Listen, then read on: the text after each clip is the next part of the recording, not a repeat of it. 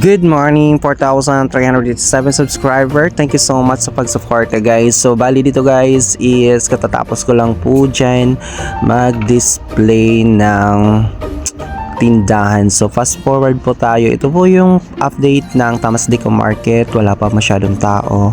The time is 10:02. Ito po, and then tapos na po ako dyan mag-display.